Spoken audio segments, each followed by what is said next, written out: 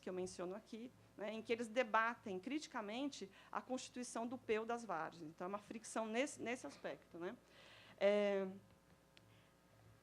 Eu acho que essas fricções elas apontam outros sentidos para o morar. Então, qual é a questão também de fundo? Por que olhar tanto para esse processo de produção do endividamento? Né? E porque ele vai evidenciando também que, no cotidiano, qualquer olhar e produção num contrasentido desse enfrenta questões muito sérias, questões muito estruturais.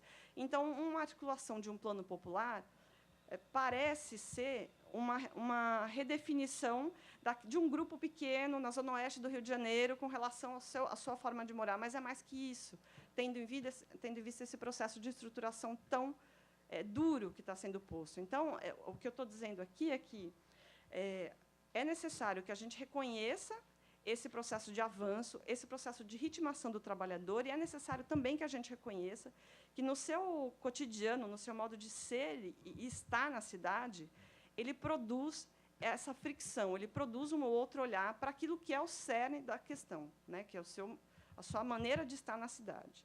Então, o meu tempo esgotou, recebi uma... E aqui a coisa de que eu seria a portadora de péssimas notícias, é que, desse ponto de vista, a gente encontra, sim, uma expulsão fina e encontra desaparecidos, né, urbanos. São pessoas que são expulsas sistematicamente e sobre as quais a gente precisa falar. Então, eu agradeço enormemente a atenção de vocês.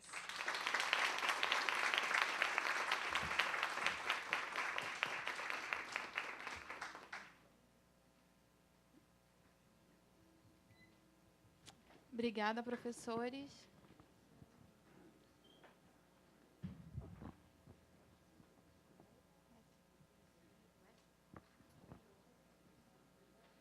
Obrigada. Acho que parabenizar a composição da mesa, ao Álvaro, e a riqueza das questões que nos são trazidas pelos pesquisadores, e acho que vai finalizando com um toque muito fino, trazendo aportes do cotidiano, né? E um pouco tentando entender, eu acho que uma questão que passou por aqui, o que é essa sociedade, quem são essas pessoas, quais são as práticas, e ao mesmo tempo, o que é que toda essa discussão da financiarização implica, né, na vida dessas pessoas.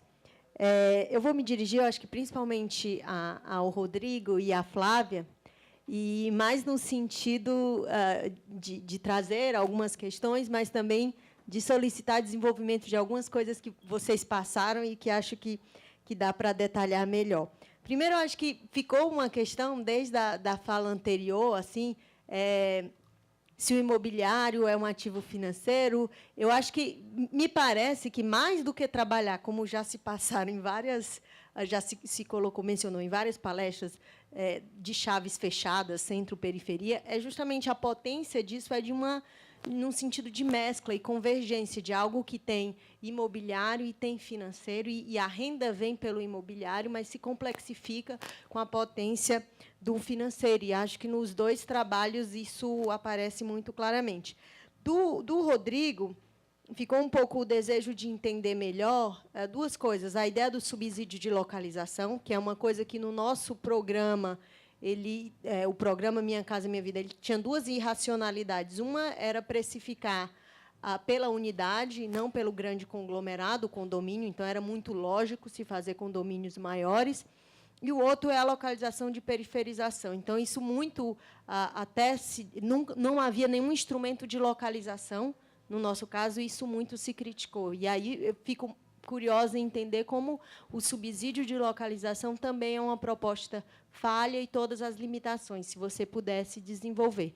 E desenvolver também um pouco mais, se pudesse, a questão da locação, que aparece no Brasil agora como uma esperança muito grande, porque vem da ideia que a locação social é inspirada nos princípios do estado de bem-estar social, mas que, na verdade, vem sobre uma lógica financeira e de remuneração e de subsídios em termos de abrir mão de alguns impostos, então, de uma lógica que está sendo vendida como muito positiva, mas que, para mim, traz muita desconfiança. E, para a Flávia, eu acho que ficou um interesse enorme nas suas discussões, mas eu vou colocar algumas questões pontuais que eu queria que você, se pudesse, desenvolvesse um pouco mais. Uma é a questão que você bateu bem a discussão da alienação fiduciária, e é interessante porque mostra a implicação real, concreta e violenta na vida das pessoas. E, se você pudesse, não sei se você chegou a desenvolver na sua pesquisa, o que é que implica o mecanismo anterior e a alienação fiduciária em termos de processo, da violência, da retirada da habitação e o reforço dessa habitação como uma disputa por outros capitais e tal.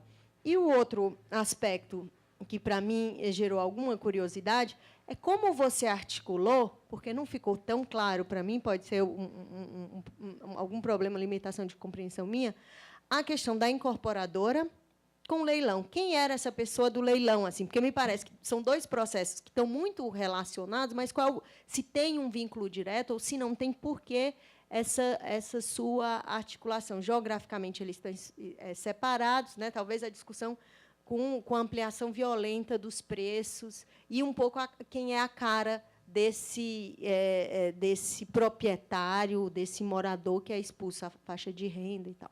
Um pouco isso. Obrigada.